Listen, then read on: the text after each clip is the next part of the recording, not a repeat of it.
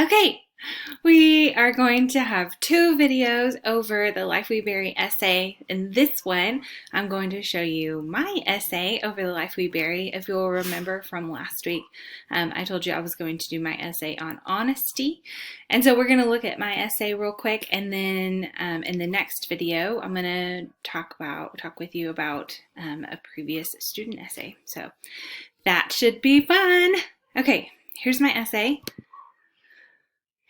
I showed you last week my essay planning, which is right here, my outline. I also call that an outline. So you see my thesis. I've got a topic sentence in there, points, transition sentence. Okay. So remember, we're doing this essay over the Life We Bury, and actually, let me pull up that prompt again. Okay. So the Life We Bury essay, 600 to 800 words, 5-paragraph essay. You're going to analyze one of the three characters, one or three of the characters in the Life We Bury using 3 examples from the book. Quotes are optional. I do have quotes in mine. You're going to choose a theme and then talk about that theme in the lives of 1 or 3 characters. So, those are your themes to choose from: past, influencing, present, justice, family, guilt, shame, responsibility, PTSD, first in college students, and rape culture. This is an analysis essay. It's not informative, and it's also not a summary. So you're not just telling me the story of the Life We Bury. You are analyzing it, okay? You're presenting an opinion about the essay. So, we want to make sure that somebody can disagree with that, right? That is part of this analysis essay. So I told you that I was picking honesty, and my thesis statement is that Alan Eskens demonstrates the power of honesty as the impetus to healing in the healing process in Carl, Andrew, and Joe's lives, right? So my 3 characters that I'm talking about in the book are Carl, Andrew, and Joe. And I'm talking about how they're honest or dishonest and how it shows healing. Okay, so that is my analysis. And we talked about that a little bit last week in the pre-writing section. So I just kind of wanted to show you how I put this essay together. Here's my intro paragraph. Remember, there are 2 purposes of the intro paragraph. One is to hook your audience. Now, you know that I am your audience here, and I have read this book, so you don't need to fill in all the boxes, all of the background for me. But you do want to kind of introduce the story a little bit in your intro paragraph and talk about why this is important, what you picked, okay? So what I have done is given a little bit of background information and then kind of led into my topic of honesty, which kind of starts with the biography that he writes about Carl. So that's the take that I did, but you could also kind of portray like the larger, like if you're doing rape culture, something like that, you could share a little bit about rape culture and why it's important and then talk about your topic. So you have a couple of different options there, but this is what I did. So I said the book The Life We Bury by Alan Eskens follows the story of Joe Talbert, a college student attending the University of Minnesota. One of Joe's classes is his English class, and in that class, one of the assignments is to tell the story of an older person. Joe doesn't have any living grandparents that he knows of, so he drives to a nursing home hoping that someone there will be able to tell him their story. When Joe arrives, he is told that the only person lucid enough to interview is a man named Carl Iverson, a convicted rapist and murderer on compassionate release due to his stage 4 pancreatic cancer. Joe walks into their meeting with several preconceptions about Carl, and Carl promises to tell Joe the whole truth about his life as his dying declaration. Carl's honesty leads to Joe's honesty, and both men are positively changed.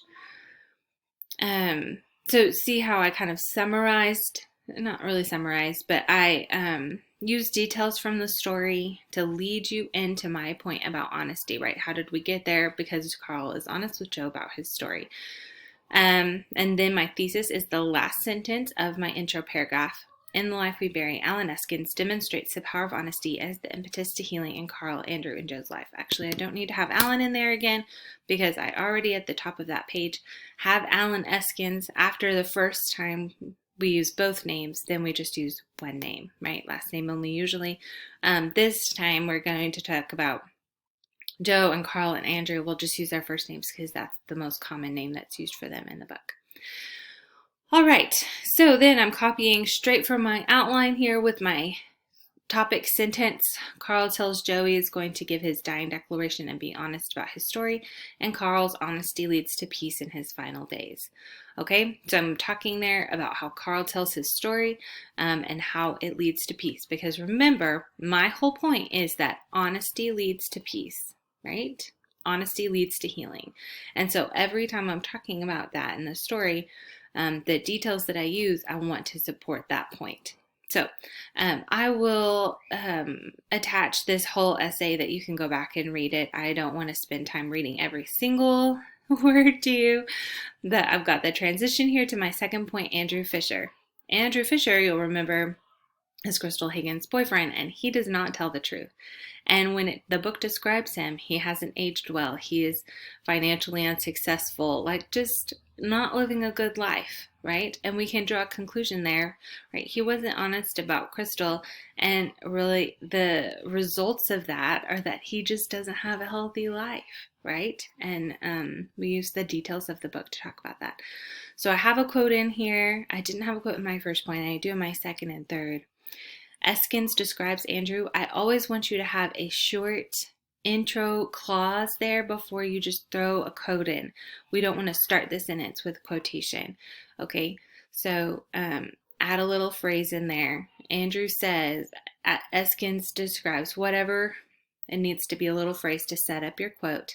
And then I have my quote, and then I end it with my page number here. And I will, at the end of this essay, have a works cited. I don't have it in this one, but you'll see it when I attach it.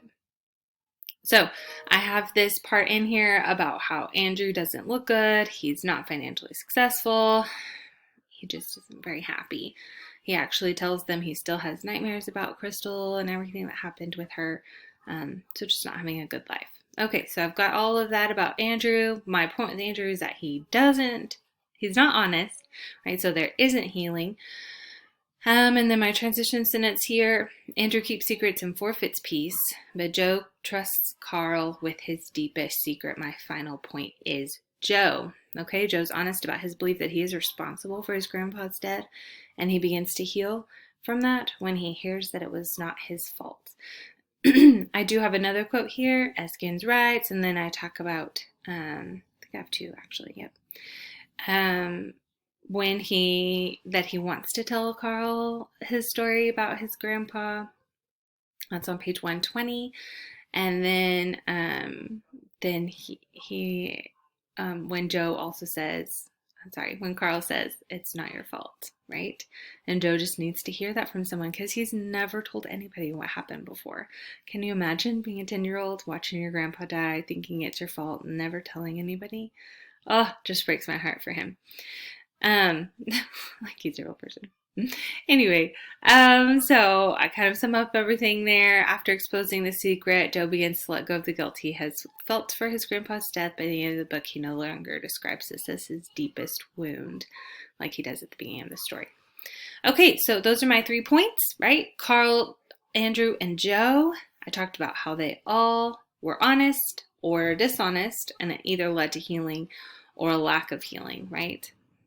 Pain and suffering for your whole life. So then remember in the conclusion, we go over again what our thesis was, right? Write it in different words. So I said when Carl and Joe are honest about the things lurking in their past, they begin to heal. However, because Andrew does not choose to be fully honest, he carries the weight of his failure. As evidenced by the characters in the book, honesty brings healing. Honesty is the first step in dealing with guilt and moving into a healthier life. That's my final thought. Great. So again, I want to see you recap what you just talked about in your conclusion and end with a final powerful thought. All right. Good luck on this essay.